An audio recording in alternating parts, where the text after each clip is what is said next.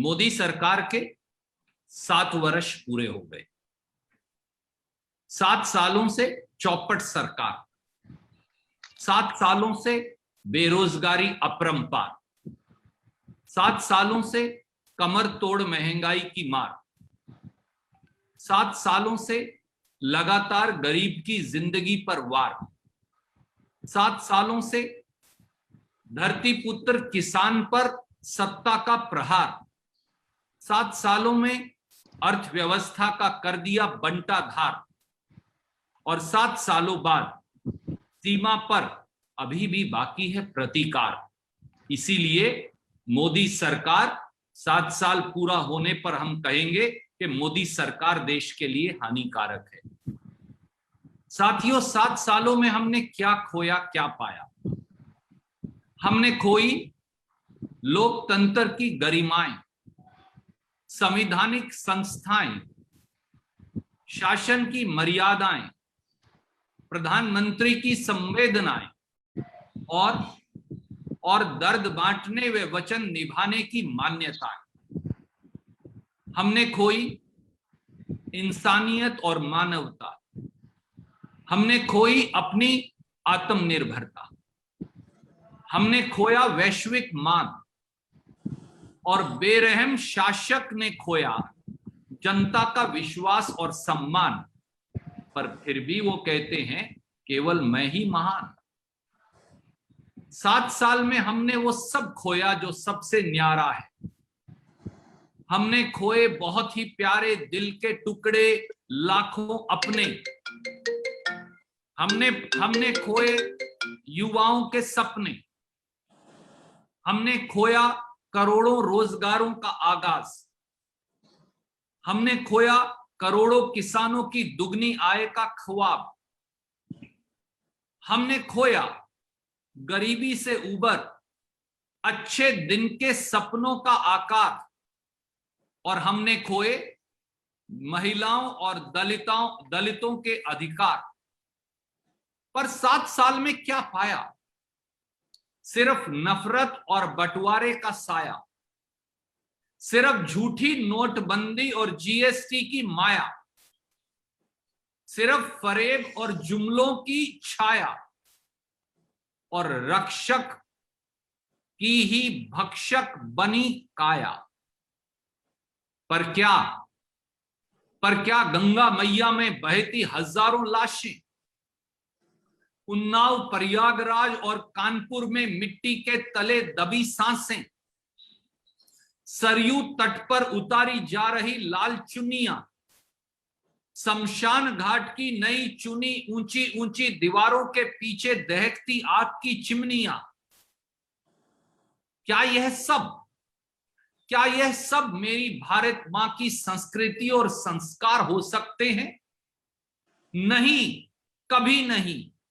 क्योंकि जब अंतिम संस्कार का अधिकार ही छीन ले सरकार, जब महामारी में अंतिम यात्रा और रीति रिवाज की भी नेहो दरकार, जब ये अंतर करना साथियों मुश्किल हो जाए कि कोरोना महामारी की मार बुरी या मोदी सरकार की दुत्कार बुरी, तो जान लें कि 73 सालों में ये दुखों का पहाड़ और अपने बच्चों की दुर्दशा का भयावह मंजर भारत मां ने पहले कभी नहीं देखा।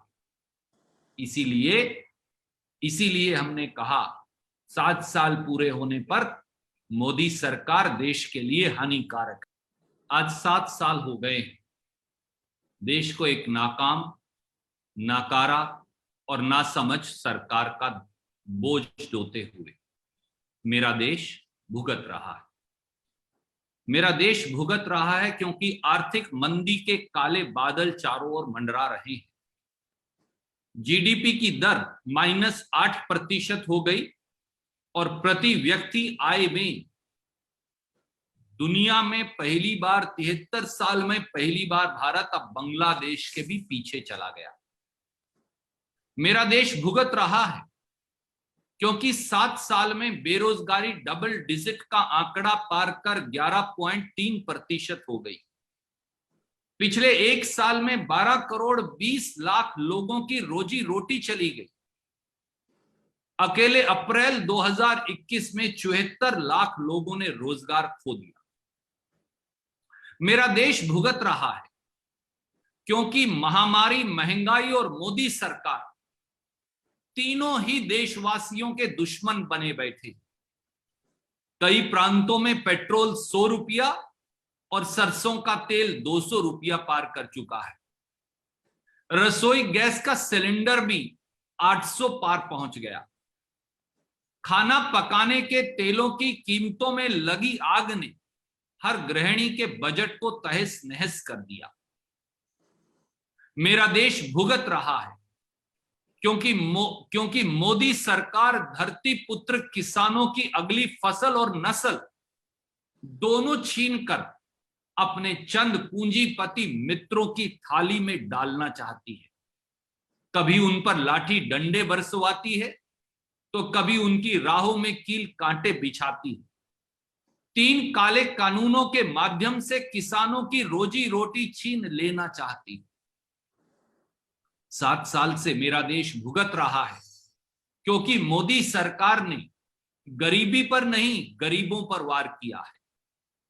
7 साल में 23 करोड़ भारतीय गरीबी रेखा के नीचे चले गए और लगभग 3.25 करोड़ भारतीय मध्यम वर्ग की श्रेणी से ही बाहर हो गए।